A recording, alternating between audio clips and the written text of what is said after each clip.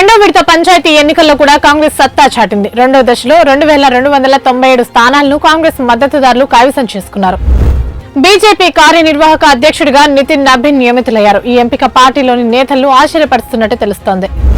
Share పేరుతో పేదల హక్కులు గుంజుకునే కుట్ర జరుగుతుందని సీఎం రేవంత్ రెడ్డి ఆరోపించారు. రాజ్యాంగాన్ని రద్దు చేయాలని బీజేపీ చూస్తుందని విమర్శించారు.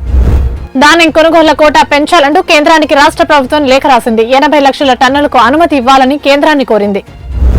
కొత్త ఏడాదిలో రాష్ట్ర ప్రభుత్వం కొత్త పహానీలు తీసుకురానుంది. 2014లో ఆగిపోయిన పహానీ రికార్డులు 10 ఏళ్ల తర్వాత పునరుద్ధరణవుతున్నాయి.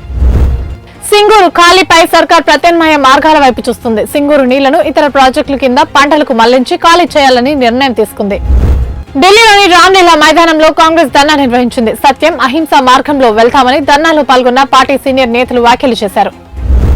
ఈ నెల 19న కేసీఆర్ అధ్యక్షతన కీలక సమావేశం జరగనుంది. ప్రధానంగా సాగునీటి హక్కుల పరిరక్షణ చేపట్టాల్సిన ఉద్యమాలు, పార్టీ అంతర్గత సమస్యలపై చర్చించి నిర్ణయం తీసుకోనున్నట్లు తెలుస్తోంది. యువత ఆకస్మిక మరణాలు కోవిడ్ టీకాల వల్ల కాదని ఎయిమ్స్ వైద్యులు వెల్లడించారు. 45 ఏళ్ల వయసులోపు ఉన్నవారు వారి మరణాల కారణం గుండె జబ్బులే ప్రధాన కారణమని పేర్కొన్నారు. ఆస్ట్రేలియాలోని సిడ్నీ బీచ్ లో 2 సాయుధాలు కాల్పులు జరిపారు. ఈ ప్రమాదంలో 12 మంది మృతి చెందగా 29 మంది తీవ్రంగా గాయపడ్డారు. H1B వీసాలు తాత్కాలికంగా రద్దు చేస్తున్నట్లు అమెరికా ప్రభుత్వం వీసాదారులకు ఈమెయిల్స్ పంపింది. వీసాదారుల సోషల్ ఖాతాలు తనిఖీల కోసమేనని స్పష్టం చేసింది.